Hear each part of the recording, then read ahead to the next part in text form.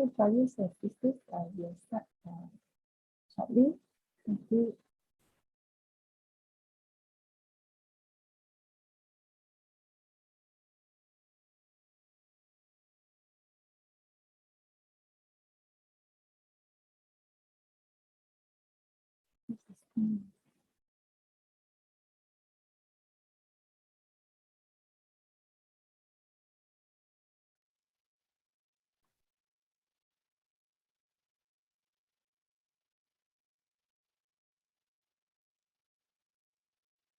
Okay, let us start.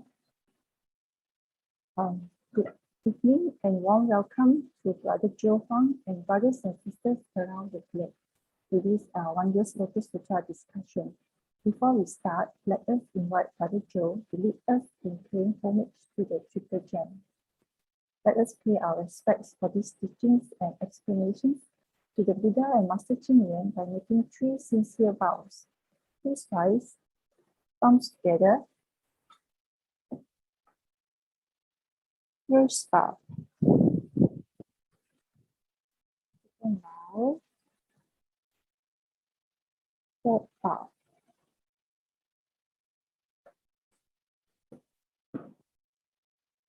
Yeah, today we have Wondrous Lotus Sutra discussion with Brother Joe. Brother Chris will be our facilitator, and we have our sharers, Sister Christina and Brother Hing. Yeah, let us hand over to Brother Chris. Brother Chris, over to you.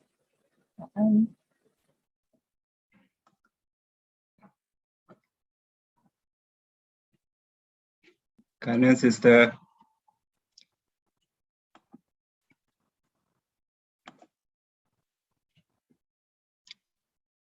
Okay.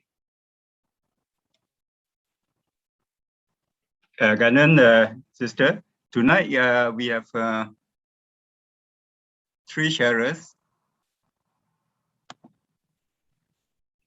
I am going to introduce to you our first sharer, which is Brother Hing. He's a regular sharer at my book study for the past few episodes, and he is a volunteer at our clan community, joined Suchi in 2007. He was the previous English group leader for the clan community, and now he's presently he's the Harmony group leader in clan. He's sharing on episode 884 on 3-4 karma. So Brother Hing, you can take over.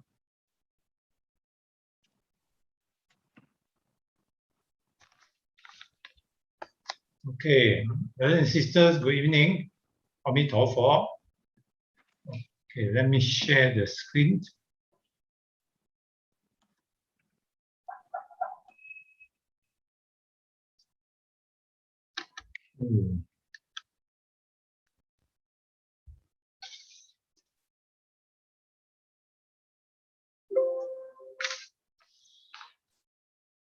Okay, everybody can the PPT. Okay, everyone. Yes. Okay. Yeah. Okay. There, I'm going to share about the on the episode A4, and the key point out of A4 is about 3-4 karma, right? And these initial verses or the stanza. So comprehend so that your 3-4 karma is guided by the wisdom, knowing the path, protecting the karma of mind against the leak. Open up the path, protect the karma of body against defilement. Teach the path, protect the karma of speech against error. And this is what 3-4 karma. Then what are the 3-4 karma? Right? On body, killing, sexual misconduct, stealing, and taking not what is not given, right? And the speech, false speech, slanderous, or flattery, harsh, and ideal gossiping. And of course, the from the mind is the greed or craving, and sometimes being translated as hatred, anger, or ill will, and delusion or wrong view, arrogance and doubts. Okay, and I'm not going to go in details and define and what all these 10 unwholesome deeds. Right? I believe all the learned other sisters here have a very good understanding of this unwholesome deed, which is the deed from the body, speech, and the mind.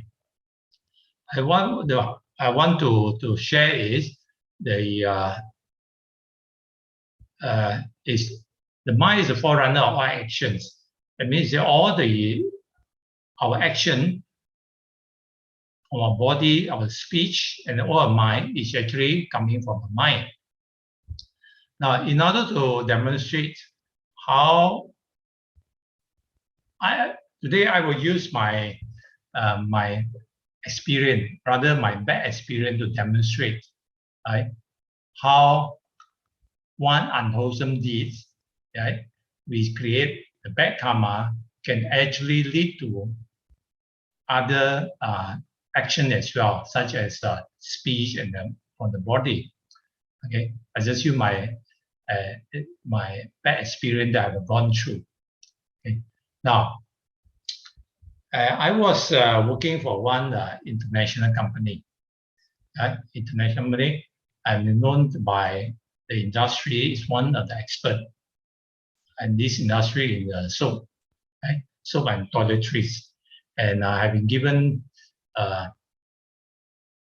many speeches or presented a lot of papers on the international conference, right, in different countries, right. Then I was sent to our headquarters, global headquarters, which is based in the Holland, Netherlands, right, to be in charge of the R&D and also serving the customer globally from there. Right? But somehow rather along the way, because the arrogance stepped in, because I'm the expert. I always think that I'm an expert, right? And the others may not live up to my standards in terms of their view and others. Even toward my immediate superior, which is my boss in this end, right? And in the particular years, the company undergo restructuring. So there's a new superior. Right? I'm reporting to a new person, and he was from the different industry, and have no experience in this particular industry. But I am not, most of the time, because of my arrogance, I don't take his view or his suggestions seriously. In fact, always, come up with a speech that say is like doesn't give him respect. I can describe it as a harsh speech. Then along the way, and working with a colleague as well, right? Because of my arrogance, I was not a team player as well.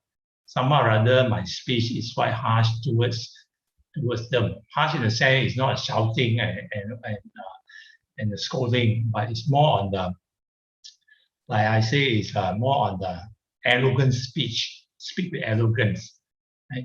So much so that my created a lot of how to say bad affinity with my colleagues, with my boss as well. And I was company go through the restructuring again. Then I was cold storage, and later was retrenched. At that time, I was very, very, very angry, right? And a lot of ill speech against the company, against the employers. Okay. The next is delusion and wrong view. Now, when I was working with the company, and I'm very good in forecasting palm oil prices. And palm oil is one of the commodity, is one of the raw materials for our soap product. And the pricing of the soap product dependent of the oil prices. So I was good at that, predicting the trend, or rather, I felt that I was very good in it. Right now, I'm helping the customer. I was helping the customer to predict the price and to advise them when to buy and when not to buy. Right? Then because of our cold storage and know that my time with the company and what they call that would not be long, and also eventually retrench. Then I got the illusion that I'm very good at this kind of investment, right? But actually it's not, it's gambling. Right? Now, because of greed or craving for monetary gain, because at the time lost a job, okay? And at the middle age, it's quite difficult to find a job at par and my the same job. So it was difficult times. At that time, it was my elder daughters about to go to colleges, which I cannot afford it. So the greed stepped in and try to invest into the so-called invest into the future market, the forex future. I'm not forex, the palm oil future market, where actually we are predicting the trend. Right? The first few times I tried, within a few minutes, I make a few hundred out of it. It looked very simple, right? On the third day, third attempt, and then things start to go against me. When I didn't put the money in, or I didn't put the order in, then my prediction was correct, very precise and accurate. Then, okay, then I tried to put in the money, then it's always against me, against my, the trends always against me. So far, we have been involved in this one, and more or less like sink, right? I feel like it's actually fall into the mud. It cannot, what they call that, pull myself out. Okay. At that time, I really joined Tzu as a recycling volunteer, and then progressed to the Jianxi. Okay. And I still involved in it. And so much so I lost my saving, and at that time was very, very depressed. Right?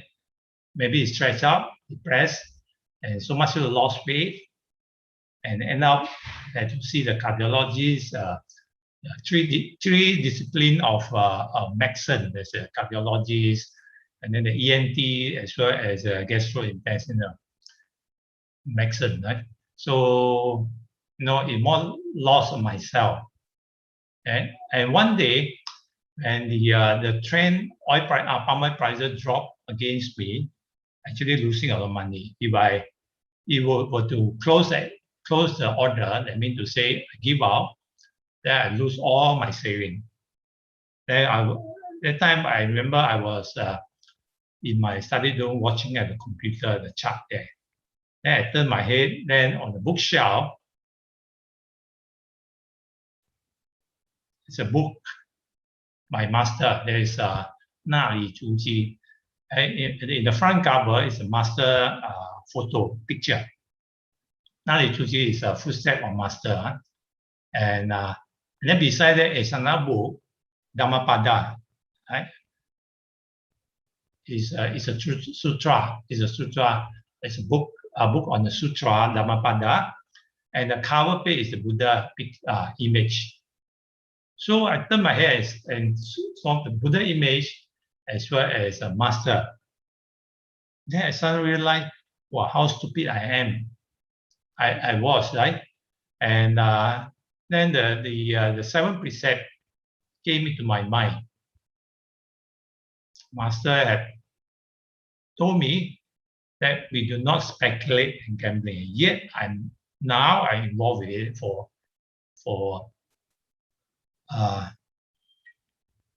many years, and now every gatherings and we recite the 10 precept, but it's just reciting and doesn't take seriously.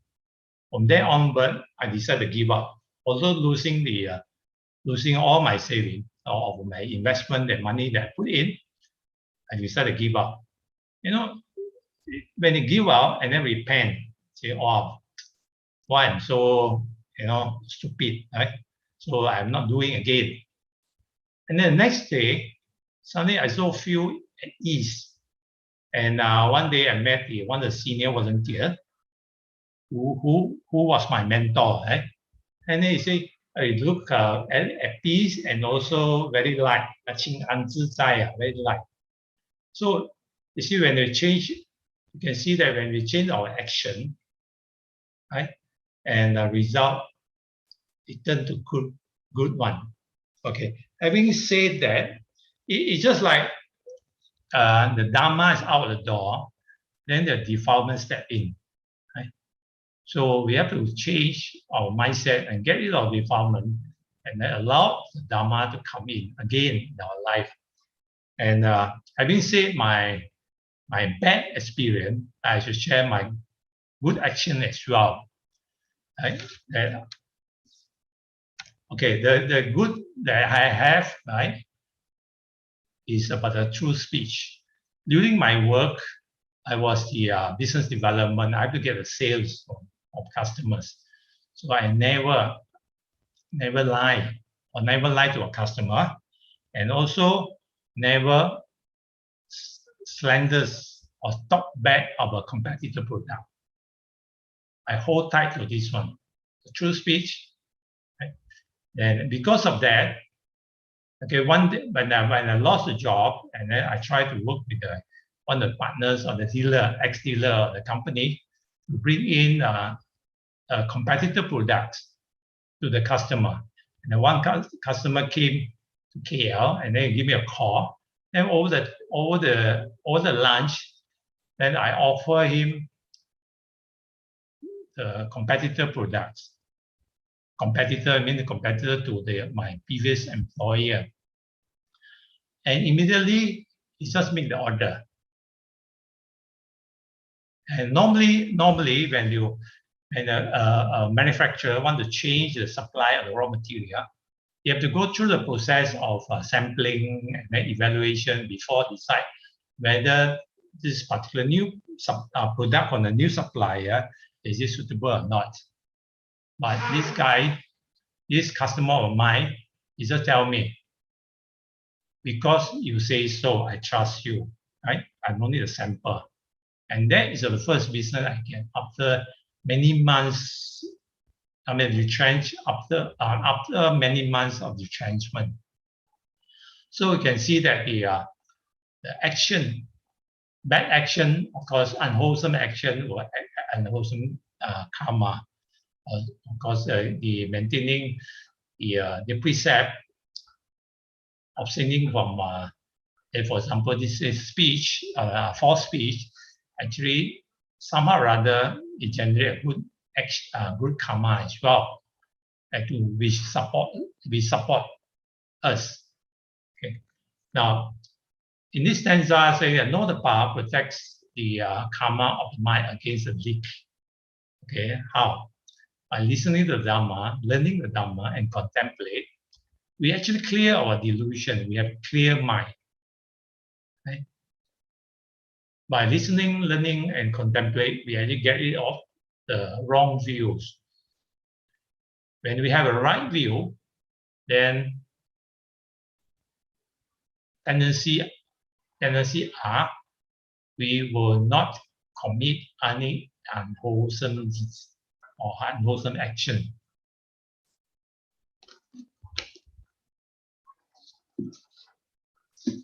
Okay, next is open up the path, protect the karma of body against defilement.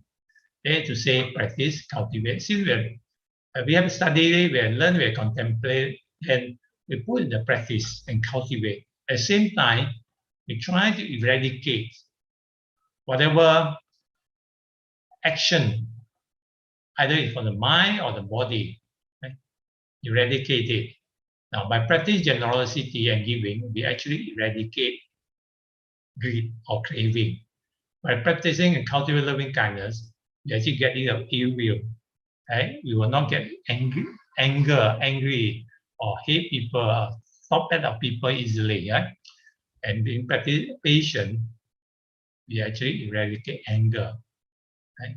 We may not able to get anger or ill will immediately, but the long-term practice, consistent practice, or continuously practice or cultivate, eventually we were able to maintain a wholesome action and not the unwholesome one.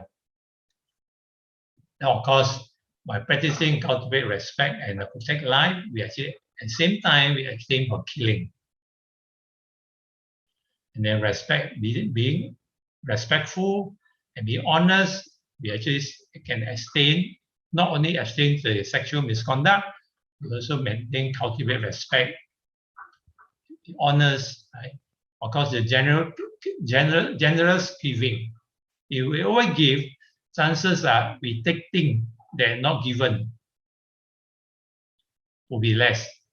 So we always have to remind ourselves to abstain the stealing. At the same time, when we practice more giving or charitable giving, then eventually, we abstain from the unwholesome one, and then at the same time, we practice the wholesome one. So teach a power, protect the karma of speech against the error. Of course, like just I mentioned, maintaining true speech, beneficial speech, and of course the kind speech. Right? Now, beneficial speech in this way, in fact, Buddha mentioned in Wondrous Sutra about the beneficial speech. He basically say, Buddha advice is, whether we should say something or whether we should pass on a message that we have here, or say something, as long as it's true and is beneficial to people, beneficial to our own self and then to others, then go ahead and pass on the message or to say so. Right? Now, if it is a true speech, but it's not benefit to people, then we should keep quiet about it. Not necessary true speech sometimes may not be beneficial to the listener. Now, in this current, you can see there are a lot of social medias nowadays. Although it's in the form of internet, the text messages, right? And a lot of false speech, slanderous speech, and being committed. Now, for example, during the pandemic, right? There's no rumors around, and so were infected with COVID, and so died from COVID. Now, for one key example that which is very bad speech or very bad false speech, and it doesn't benefit people, is to one of the youngsters we know. He before MCO, before the movement control, he started his business in a vegetarian restaurant. Right? He was doing well, but during pandemic, many restaurants suffer business. Then he was very stressed out. Then many months later, there's a news say he passed away. Right? Then I received a lot of messages through the WhatsApp group and all social media. Oh, then the message will say, oh, please don't go to the particular restaurant because the young son of this owner have died from COVID, right? Then imagine the restaurant usually suffer for no business, and during COVID, there's hardly any people go to the restaurant. And at the same time, have to grieve passing away the son. Now, with all these messages passing around, it added pressure and stress towards the owner of this restaurant. This speech is definitely not true speech, because we know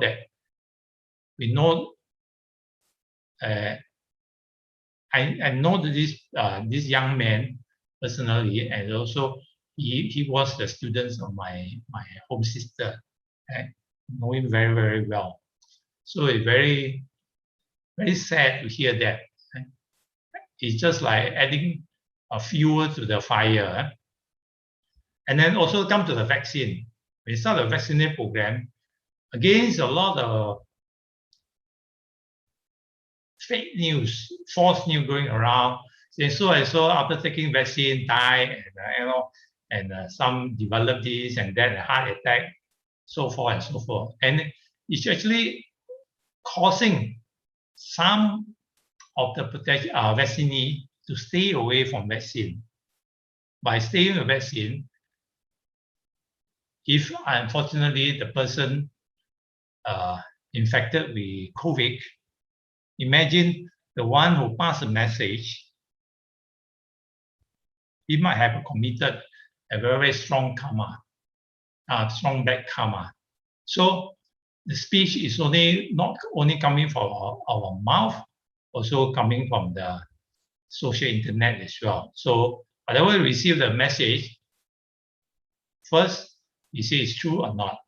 Secondly, is it benefit others? If you don't benefit others, just delete it and not pass on. Okay. Now, in summary, we practice unwholesome deed by abstaining from unwholesome. We practice unwholesome deed. At the same time, we are abstaining from the unwholesome deeds. There, of course, one way is to observe the precepts. Okay. Okay. Thank you, brother, sister. I end my sharing.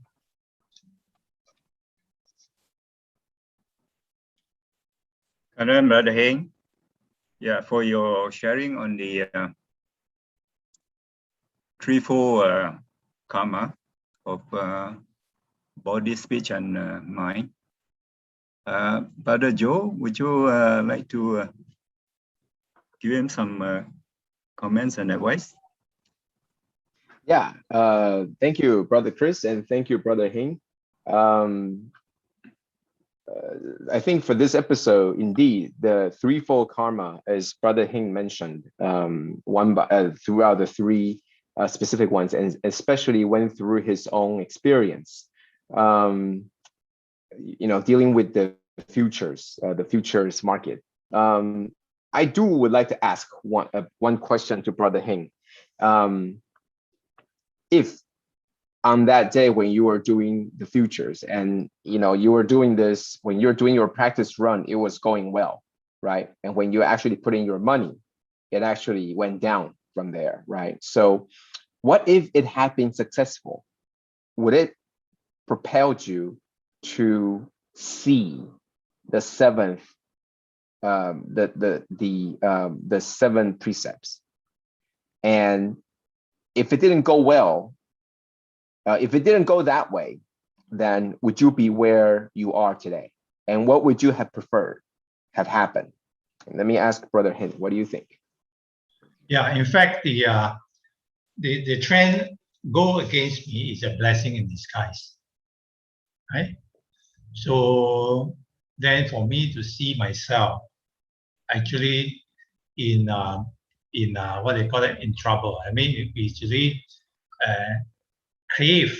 The craving is so strong, right? First, we in Chinese we say 甜头, we taste the sweetness, then we crave for more sweetness. Eventually, add on to it. We never know when the bad karma turn around, right? That time me able to stop earlier as possible, it's better than strike when they on the high ground, and then if it fell from the height, it's more terrible than it's just a small hill. Right? And also the just now I want to mention a blessing in disguise is regarding which I was retrenched, right? Because of my arrogance and other things and doesn't work well with people, right? I was retrenched. But the first day I left the company, immediately I walked to the recycling station. And I tell the volunteer, they say, I want to be a volunteer. For then onward, I never stops. Although it's still the speculation is still going on, because try to get some money to finance my daughter's college and whatnot. It could be the excuse. Maybe it just satisfy my craving. Right?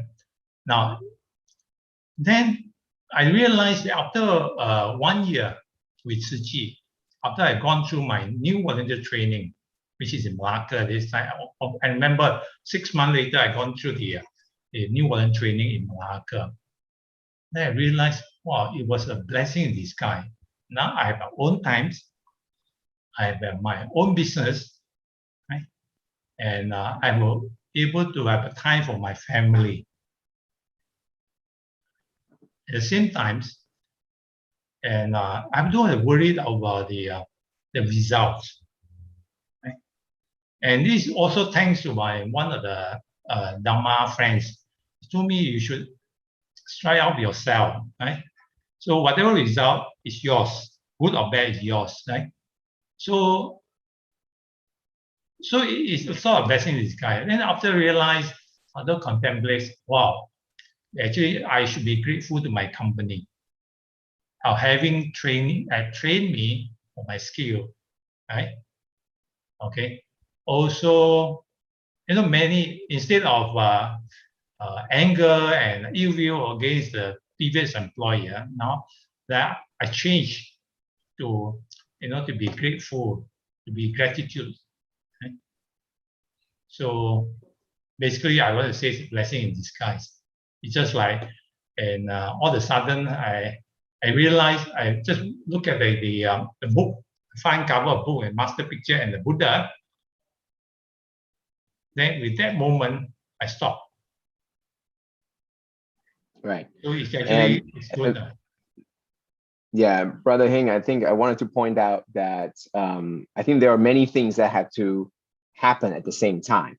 I mean, you would be looking at the picture of the master and the picture of the Buddha, but without this thing actually hitting, it probably would not raise you to that feeling. So things happen because of different affinities and different causes and different conditions. And when the conditions are not there, you could look at the picture of the Buddha and the master all day. You wouldn't think about that. You wouldn't think about to do all these things. So as you mentioned, it's a blessing in disguise. I do want to bring out to the other part where it's a threefold karma. And I think ultimately, you mentioned that the true speech and also the false speech, etc.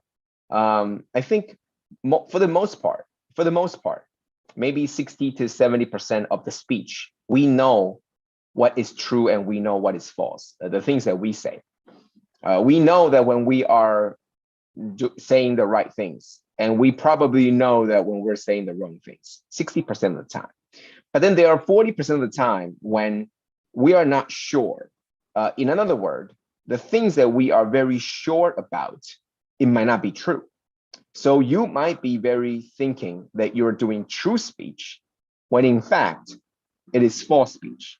For example, you might be saying, and this is completely not wrong because you believe it.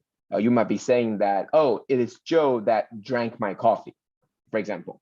The coffee cup is empty, and it was your son that took the last cup. You know, that's what you said. Okay, and okay, and but you believe that because you saw him step out of the room last. And so you think that way, and you did not think that you're slandering him. You do not think that you are saying nasty things to him. You just think that way. So when other people say to you, hey, who took the last coffee? You say, oh, Joe did. Okay, so now those are the part where you can't quite decide what is right or wrong. And that's just a very simple analogy, because there are a lot more complicated ones. Like, for example, white lies. Do you tell lies that are meant to be good, or do you tell the truth that might not have the good result? So what do, right? So I think this all comes down to, while it's easy to pick probably 60 or 70% of the time what should be said, there are also times when it's really difficult to find out, to know what is the right thing to say, what is considered to be good speech. And that's where our wisdom comes in. And that's where, if you fall because you did the wrong thing, you have to remember. And then also that there is a place and time and a teacher to teach you and guide you on these situations and show to you by example on what we should do. That's where Tzu Chi comes in. While it's simple to say you should say these encouraging words all the time, it's easy to miss out on the things that we didn't think would make any problems, but it might. And now with the teacher showing us, and also with the group of disciples together, we're learning off of each other. We just might be able to learn the rest of the 40% that we might not be certain of. So that's just something that I want to mention, because it's simple to say true speech. No one wants to speak false speech, but sometimes they're thinking that they're saying something true, but they're not knowing. They don't know that it's already false. They don't even realize that, and that belongs to ignorance. That's why to defeat that, you need wisdom, and that wisdom comes from experience, comes from the group of people that you learn from each other, and comes from the teacher that guides you on this path. So that's something that I want to add on to. Thank you, Brother Hing. That's a very, very good sharing. Thank you.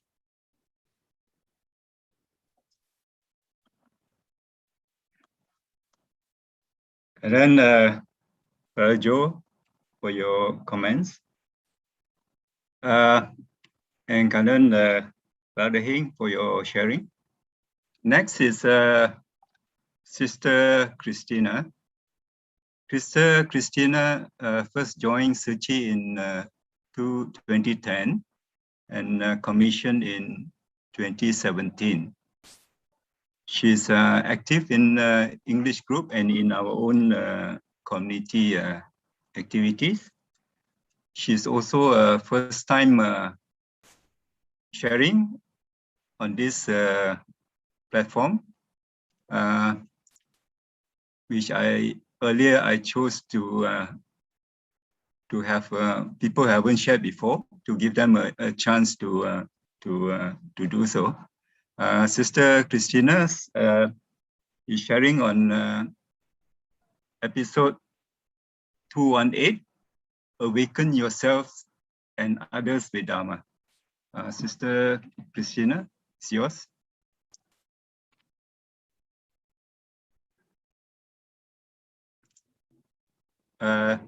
Sister Christina? Yeah, sorry. Okay. Let me see the screen. Can y'all see the screen? Yeah. Sorry. Hey, where is my... Y'all can see my screen, Sorry. Your slide is not up. Not up, Hey. Yeah. Sorry. It's only your screen, your computer screen.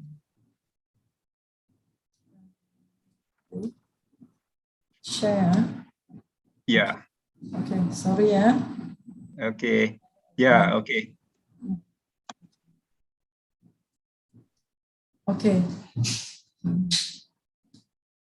Okay, good evening, brothers and sisters in the Dharma. I'm Christina Ko from Subang Jaya community. Today, I'd like to share my little understanding of Master Dharma on episode 218, Awaken Yourself and Others with Dharma.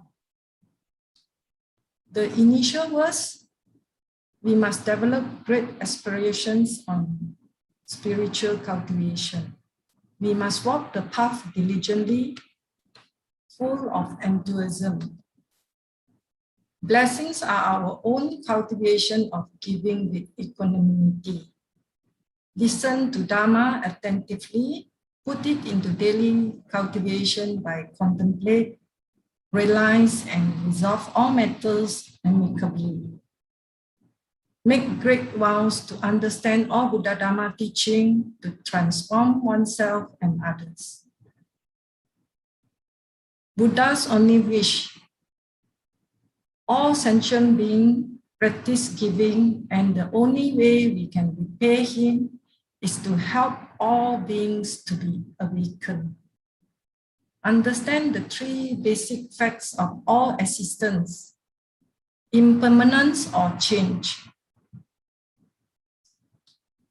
The second is suffering or unsatisfactoriness. And the third is emptiness or insubstantiality. We need to seize each moment of the day by accumulate good merits with all.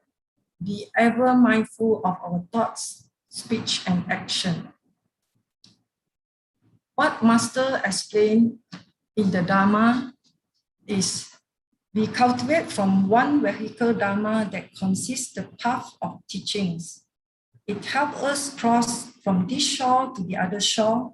Thus, it transforms us from delusion to awakening. So this I would like to share about my own story from myself being delusion also. When I first hit the noble truth of suffering,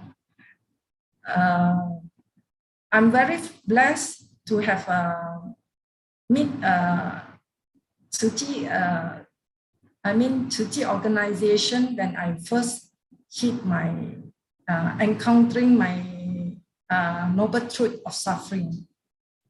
I'm also thankful to my karma that brings me to where I am today, that I have no turning back and keep moving on with a diligent practicing of the Bodhisattva path.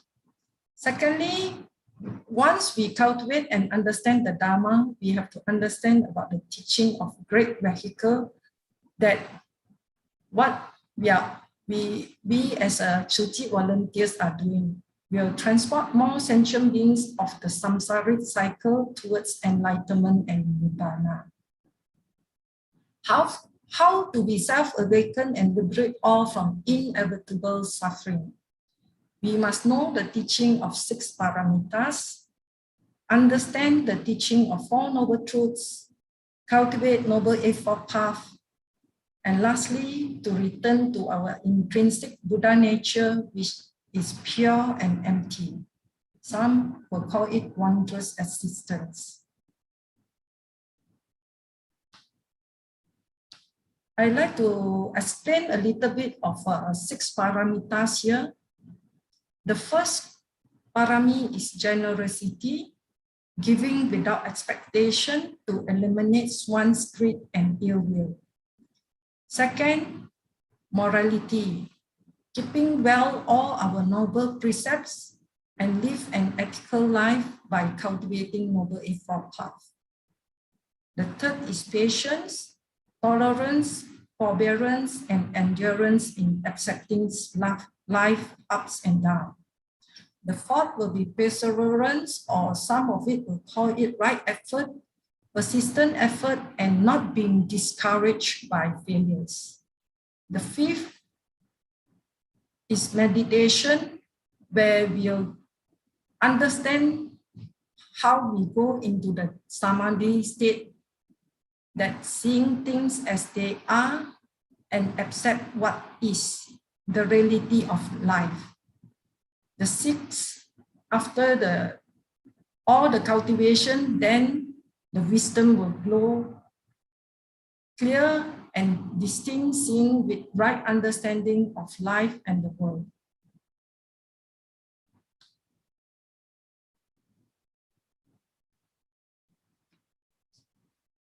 Now I'd like to share about the 4 noble truths. The first truth tells us that life includes suffering, and to accept this is to be realistic. Once accepted, true joy can be found. The second truth tells us suffering has a cause.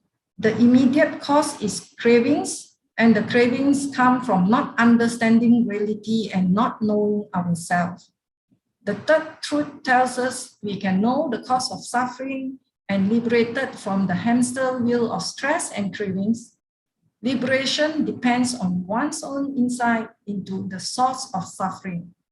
Craving will not cease until you realize for yourself what's causing it. The fourth truth tells us that insight comes through practice of the Noble Eightfold Path.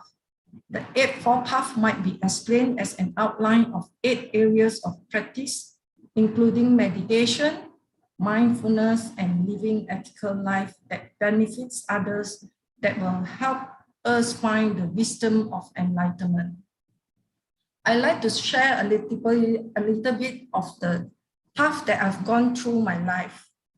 In year 2009, before I meet Tzu Chi, actually I encounter what hits me and downturn to my life.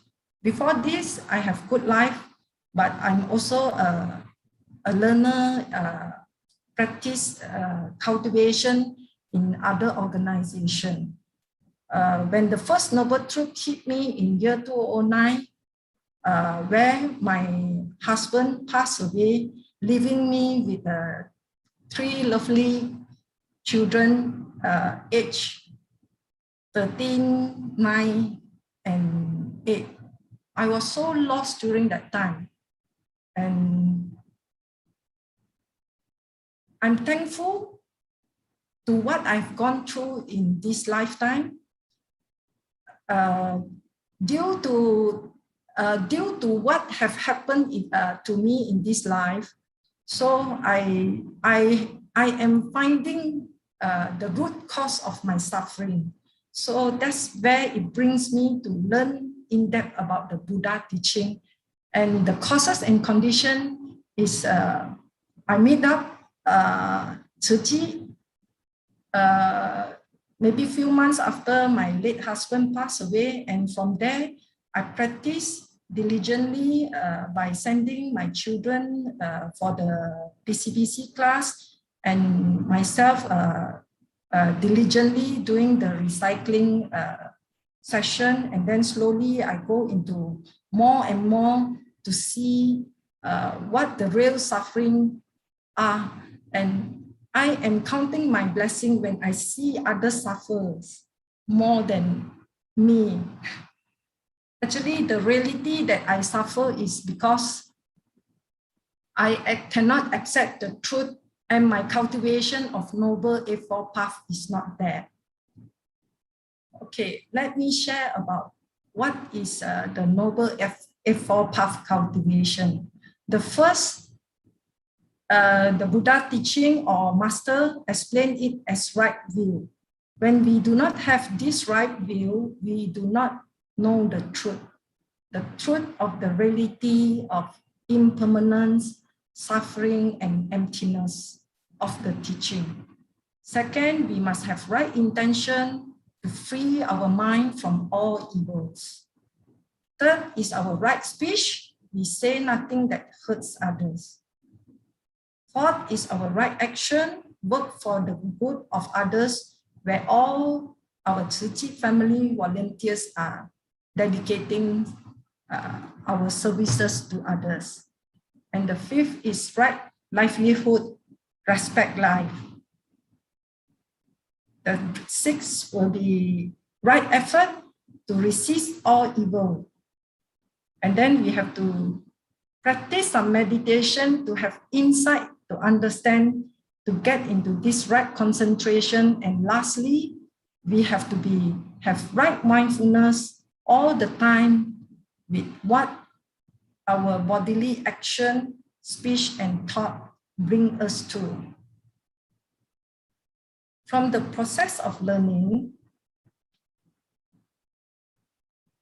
I believe I have deep faith with the Buddha or master. That is where I meet into Tzu Chi family when I hit my noble truth. And from the process, I accept all his teaching. They are immersed in the stream of Dharma. To purify our mind by applying Master's teaching in our heart, contemplate, realize, and transform ourselves and others. Practice kindness and gentleness with our speech when deal with matters that will bring peace and harmony to all. We must be grateful to what has happened in this lifetime, joyfully and sincerely repay back our karmic, and be thankful and grateful to all whom have come by our life to make our wisdom life grow. Understand the root cause of our suffering that made us not at peace and at ease. It is all due to our wrong view, which is the first noble eightfold path of the teaching. Our attachment, grasping and clinging onto things. We need to practice diligently to root out all our evil roots of greed, hatred, delusion, ignorance, and doubt by daily repentance and forgiving ourselves and others, and never to repeat any of our mistakes of all evil roots from our bodily action, speech, and thought again. When we forgive others and ourselves, we set free ourselves from all evil roots. And I always use Master teaching of the spiritual soup of gratitude, contentment, accommodate, and understanding in my daily spiritual cultivation. Practice blessings and wisdom in parallel. There's a Qingzi aphorism of blessings are the joy we gain through giving. Wisdom is the freedom we gain from being understanding. Only wisdom frees the mind. Once we have wisdom, we do not react nor stir by disagreement or arguing about what is wrong or right. Next, I would like to share about the 8 types of suffering that all beings will go through. First is birth, second is old age, third is sickness, the fourth is death, the fifth is encounter with unpleasant, sixth is separation from the pleasant, which is our possession, our loved ones, assets, and etc. The seventh is not getting what we want. And the 8th is 5 appropriated aggregates. This is from our form, sensations, perceptions, mental activities of formations and consciousness. I use this to how I overcome all my negative, unwholesome thought when I go through life experiences. Past have already gone, do not delve into it. Future is yet to come, do not predict it. Present is the reality. Learn to adapt and accept it with right view and understanding. Clinging and grasping to our own views and opinions, born of delusion, lead us to suffering state of our mind. When we hear and see something, be aware and understand the true nature. When thought arises, we must understand that present moments is the only reality in life. Be aware of the unwholesome thought that make us want things to happen our way. Think the direct opposite of wholesome thought. Practice loving kindness when anger arises. Develop compassion when there is cruelty. Overcome fear and insecurity. And develop faith with Master teaching. Think of the consequences of holding on to the unwholesome thought or evil roots, which if we do not abandon it, it will condition us to become an evil person. Anger can condition one into hatred and violence. And when we kill, harm, and abuse others, trace the origination factors of the unwholesome thought and retrospectively reverse it via contemplation of Dharma implication or 精实 of pluralism. I love to use this verse of a confused mind suffer agony, an enlightened mind feels at ease. Lastly, my contemplation of all the teaching, of all the Buddha Dharma teaching is what I've not gone through in life. I will put it as life itself is an echo, our own great teacher, also our own great sutta for us to recite. But we can choose to rewrite it with a beautiful story once Dharma understanding are accomplished. To be happy or sad, fearful or trust, are all depend on how well we take care of our mind. As the saying goes, mind is forerunner of all things. Mind is chief. Train our mind to be ever heedful and mindful, to be awakened from all delusion, ignorance, and arrogance. Practice gratitude, respect, and love. Think good words, speak good words, think good thoughts, speak good words, act with noble effort path, and strive on with heedfulness. My aspiration to all, may all beings have good causes and conditions to listen and understand the Dharma teaching, apply it into daily practice, contemplate and realize it, transform oneself and others in this lifetime. As it is not easy to come into human realms to meet up with Master and his teaching. Lastly, thank you all and kan ơn. Most grateful to all brothers and sisters in the Dharma for listening in. I sincerely seek for forgiveness if I have misled or have any wrong speech towards Master episode of towards Master teaching. May all be well, happy, and peaceful always. May all be free from all mental and physical sufferings. Be grateful to the past, look forward for the future, take advantage of the present. Kan ơn everyone for listening in. Stay safe and take care. Thank you. Kan ơn, Sister Christina, for your sharing. It's so important to be able to come up from your own life experiences, what you are sharing just now. Brother Joe, would you like to give your comments and advice on Sister Krishna's sharing? Yeah, thank you, Sister Christina. I think, as you mentioned, it is such aspiration that that we need to take, because there are just so many obstacles and so many things that it's actually very, very different, very, very difficult. And I would like to, from that episode, because it is a episode from a while ago. It is a episode from a while ago, and amazingly, it just happened to be about very similar things, and also making aspiration. And one thing that I would like to say is, knowing why we're doing this is very important. I think we need to know that we're doing this for the betterment of for all sentient beings, that all the aspiration, all the changes that we're making, however difficult, it is something that we have to do for all sentient beings. Now, the reason why I'm saying this is because that a lot of times we forget.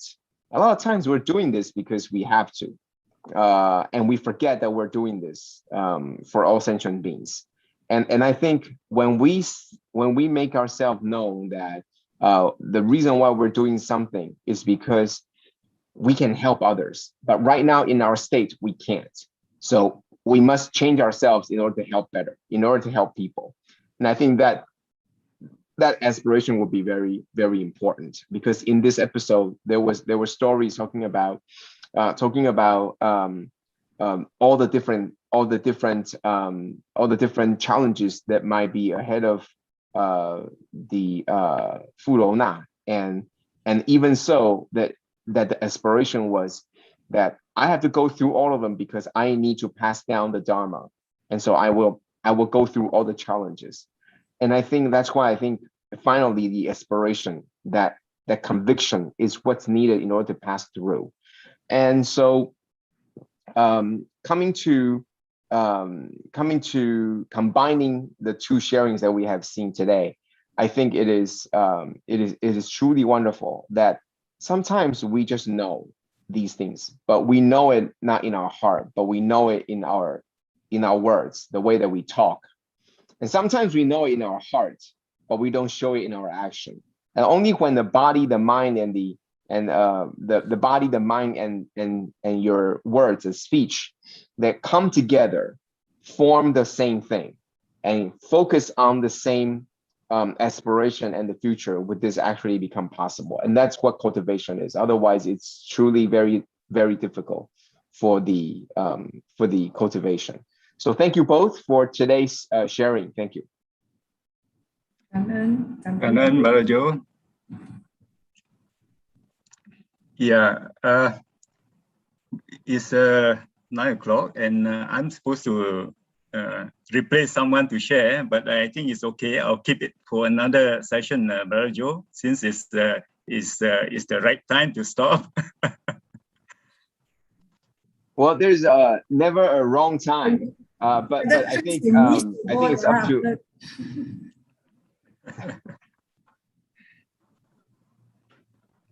So I'm fine with whichever way. I'm fine. Whether Brother Chris wants to share or wants to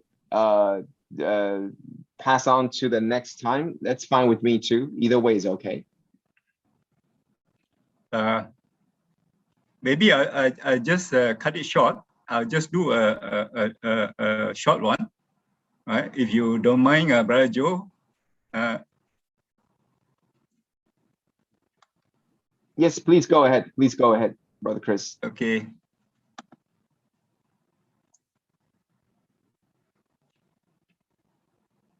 This one.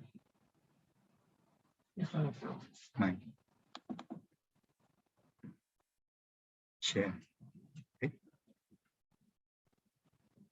You share.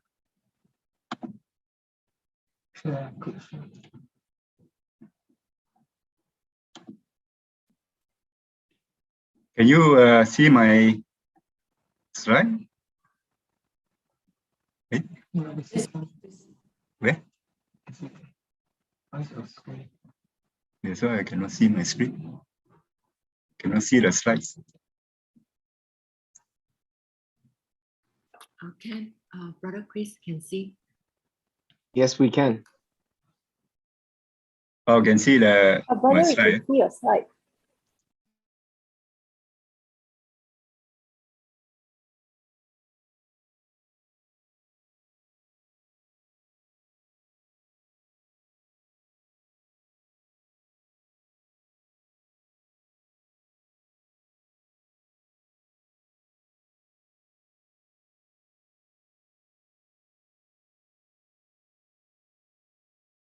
Brother Chris, can you please unmute yourself?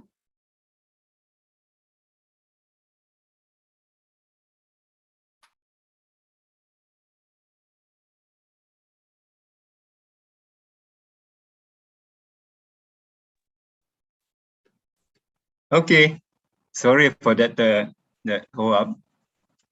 And I'm sharing on episode 905. The title is For All Beings, He Proclaimed the Dharma.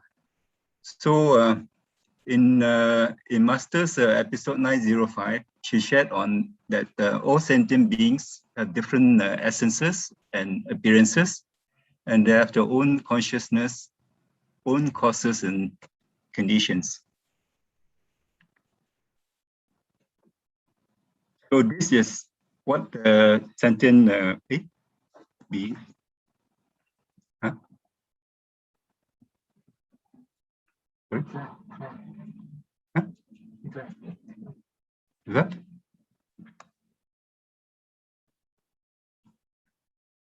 Okay, learning Dharma from the relationship is difficult and painful, because we need to understand quite a few things, right? We need to understand the situation from different viewpoints, and we also need to understand the person. Do we really know that person, or we just think that we know the person? Then are we able to separate the real from the delusions?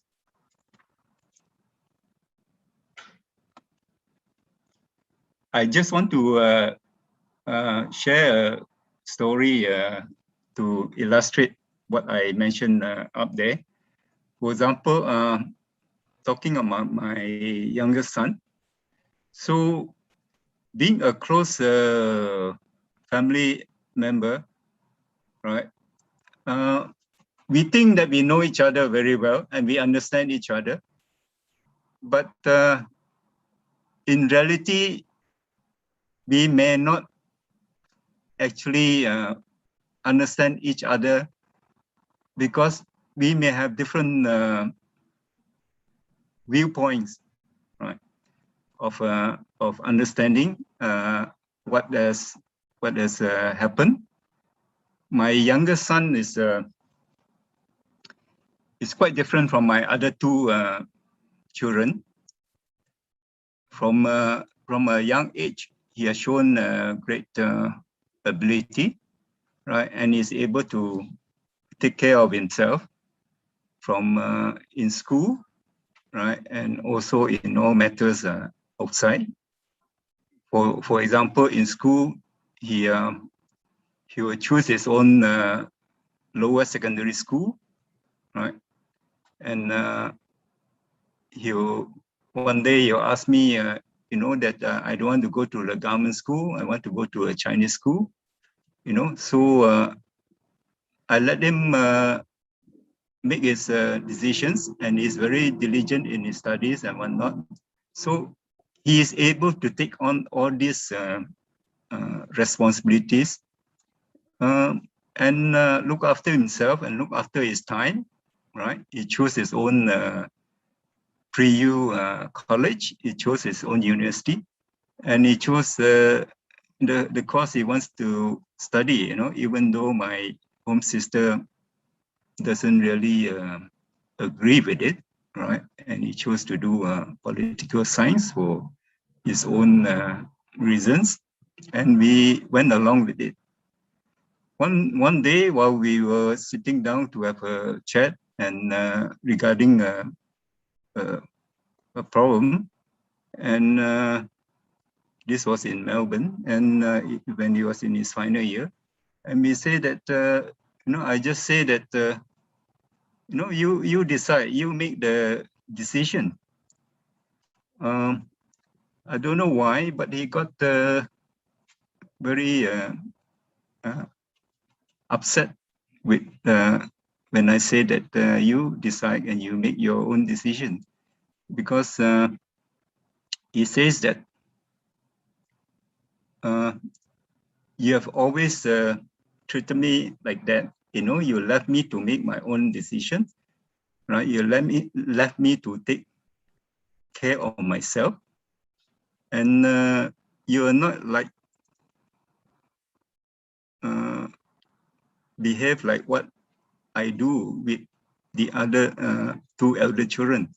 So I was a bit shocked when I hear that, because my perception was that he is very capable, so he can handle things on his own, right?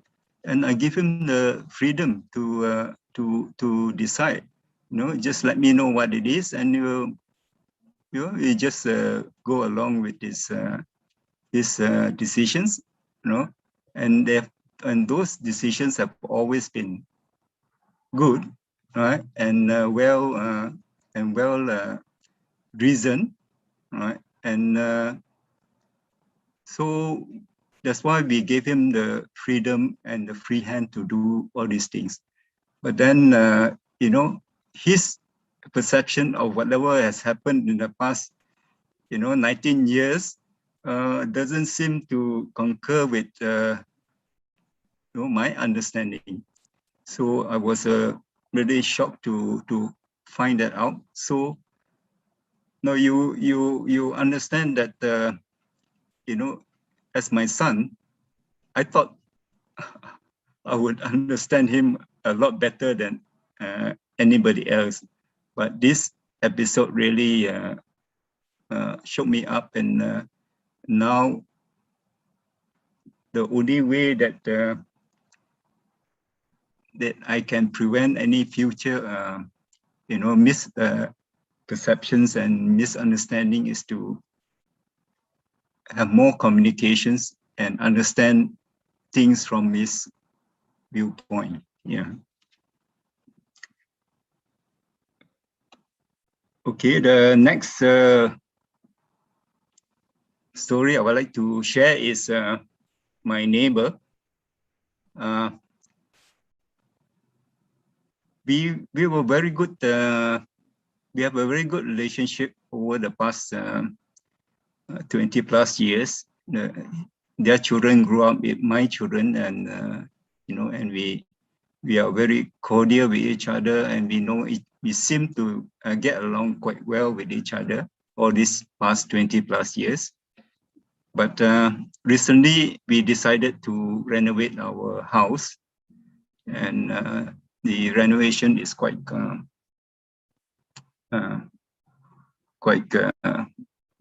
big renovation, and it involved quite a bit of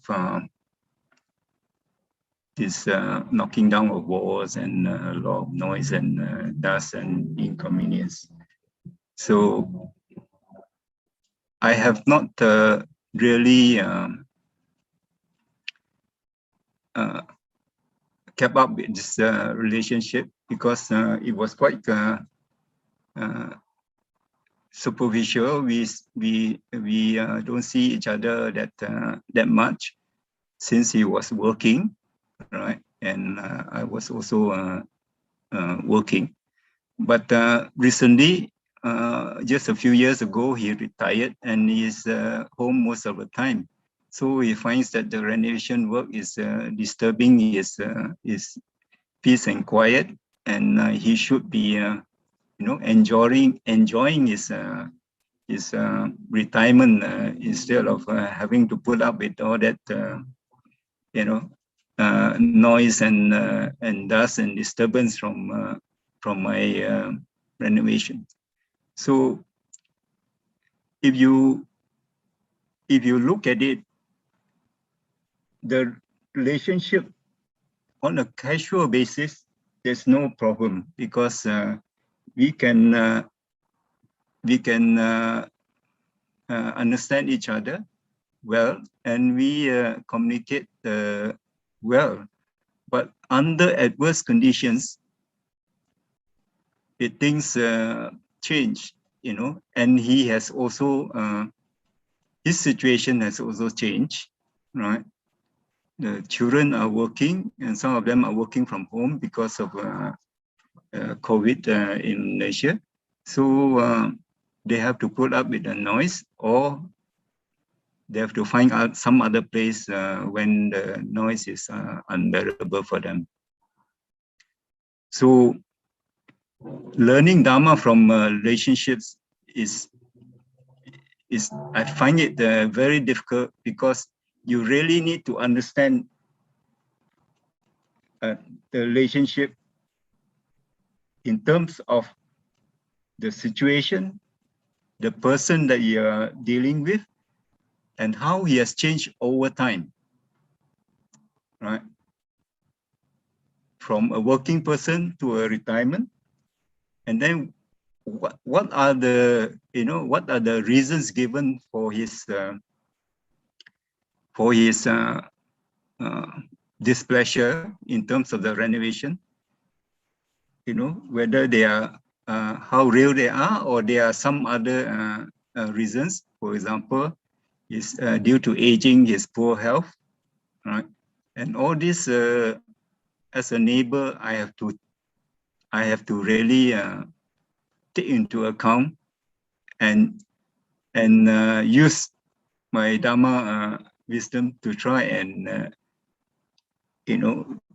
repair and bring back this relationship to a good level as before.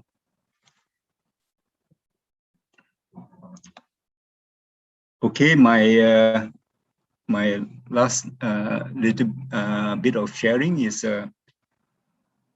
Master talk about sentient beings, and animals are sentient beings, right? So they too have a consciousness, and they have causes and conditions just like us humans. So are we able to learn some Dharma from the cat, for example, my neighborhood cat? So I have this cat, which I haven't seen, right? This cat comes to my house regularly, but I don't notice the cat because what it does is you do sometime in the evening or night or early morning, right? He will do his or her business right in front of my entrance gate, right? And leave a present there every morning, So if I'm not mindful and didn't notice it, I will just open the gate and drive my car out. And then for the next few days, you're wondering, why does the car smell so bad, right? Because the shit is stuck in the tires, right? Then when we realize that, then we have to take it to the car wash to clean it. So I share this problem in my various chats, and I've got all types of suggestions on how to overcome this problem. And some of them are quite funny, but most of them ask me to chase the cat away, or shoot the cat with some water. But my problem is that I cannot, I don't see the cat, and I don't know when it's being done, but it's there first thing in the morning, as a greeting. So then my neighbor in front, right, who is a retiree, he is very diligent and hardworking. He keeps his driveway. Every morning he will sweep and clean his driveway, right, without fail. Right? So when he noticed me shoveling the cat's droppings, he say, why don't you think of clearing your driveway, right? It may be the sand that is washed down the road, and because my area in front of my gate is a little bit low, so the sand accumulates there, right? So I was thinking to myself, it's a good suggestion, because animals they have their own nature, right? And the cat's habit is that they will do their business, and then they will cover it with the sand, right? So this is the natural instinct. So when I thought of the Dharma involved, so if I cannot change the causes, right? Because it's a neighbor's put the cat, and he has to do his business every day. If it's not at my place, it will be somewhere else. So what I can do is to change the condition, right, and make it less conducive for this cat, to do the business there, you know. So I become more diligent, right? So every time there's after a rain, right? When sand accumulates there, I'll take out my shower and my broom and sweep away all the sand and the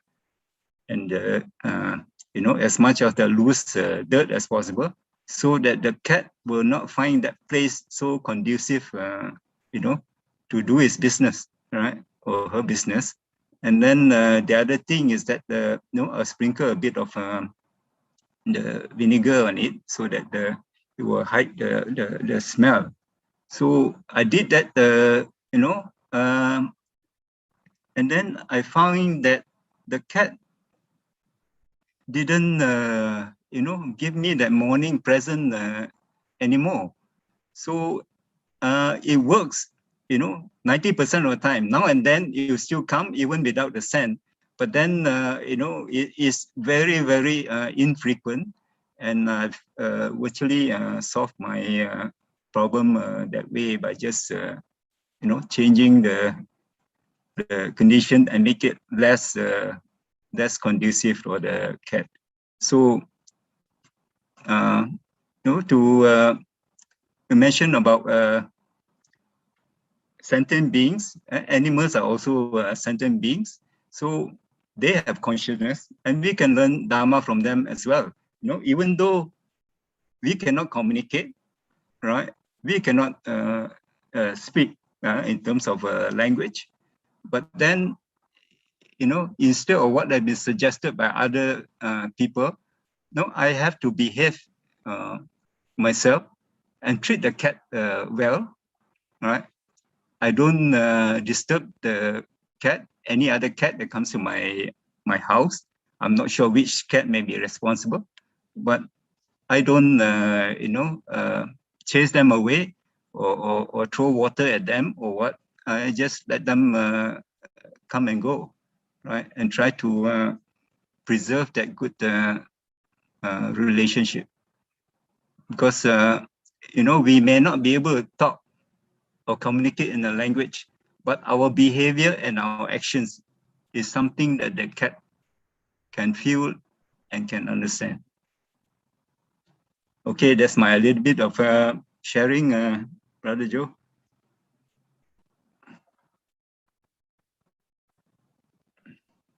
Thank you, Brother Chris. Indeed, it is very difficult to see from all perspectives, and there are ways, like you mentioned with your last story. But I think it is indeed the reason why it's so difficult is because we're always taking a look at a slice of time, where the Buddha or Master or the enlightened awakened ones, they look at the entire thing throughout the span of time.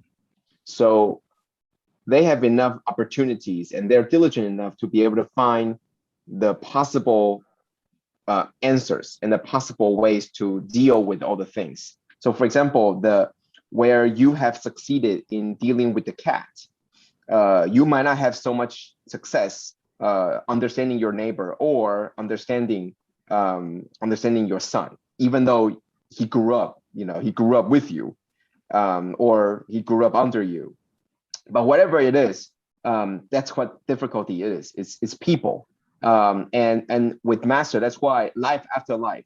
So if you follow this Master life after life, that means that the Master had already taken care of us for the past lifetimes and knew of our difficulties.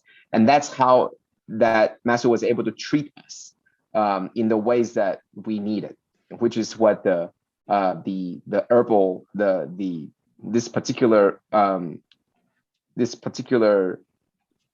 story is about in this chapter. So I think there are successful stories and there are stories of failure. But most important thing is, can we learn from it? And can we apply it to other cases? And when we apply it to other cases, it might still not work. But do we remember the failures and then make it work so that we can be successful. So what do we do after speaking to our children, where we have so much different, a huge gap in mutual understanding, or talking to the neighbors, or even just to speaking to treating the animals? I think that's what we need to do. And that's where, once again, going back to Tzu Chi, it is such a big organization and family that allow you to interact with all these different people. And hopefully, just maybe, we can gain some wisdom and insight, and just maybe that we can put it into our eighth consciousness and remember it, so that when we deal with these people next time, we know the right things that we should do, and then foster good affinity so that we could do more good things together.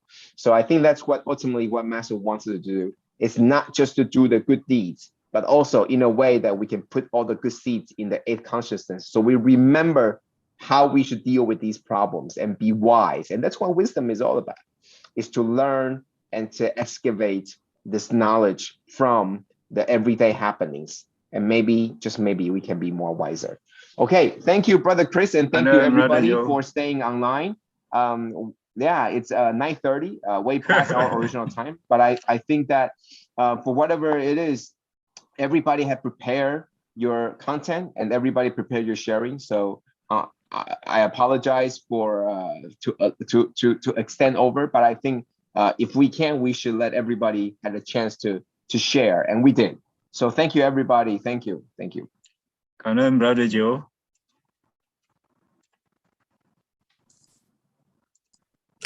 Kanan, Brother Joe. Yeah, must be a painful day for Brother Kanan for still staying with us despite the hectic schedule.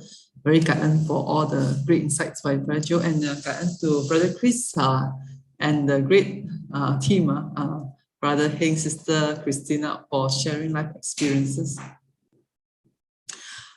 I think by now, most of us will have received news about the passing of Brother Kelvin Lam. Brother Kelvin, he also just recently shared in his group. Just now, I just heard this news. So let us hope, let us dedicate the merits from today's learning to our kind brother Kelvin, a very strong pillar for us, in English group, especially in CBI. His heart is always with the refugees. I'm going to miss him deeply. Such is but trust Brother Kelvin he's so dedicated until the last moment. Then he was, I think, admitted to I'm not sure if this. He still just communicated with us when we were talking about these refugee cases. So it's very it's not, so sorry. Oh, sorry. For all the wonderful sharings. We trust our Brother Kelvin will be back on this our path, because his heart is still very much in Tzu Chi activities, very steadfast. It's the heart of this great Bodhisattva. Thank you, brothers and sisters, for your presence today. We know that many could not attend because some are rushing to his house and helping out. Kind to all the brothers and sisters. Okay, let's hope that each of us could sustain this summer joy and take in another piece of Dharma Master and Hualian love to our life. Hey, so sorry to Brother Joe. Actually, we are also hoping to give Brother Joe some time so we could hear Brother Joe's sharing on the Xunjia with Master. But we trust, we will make time for it. Brother Joe definitely will share with us on this.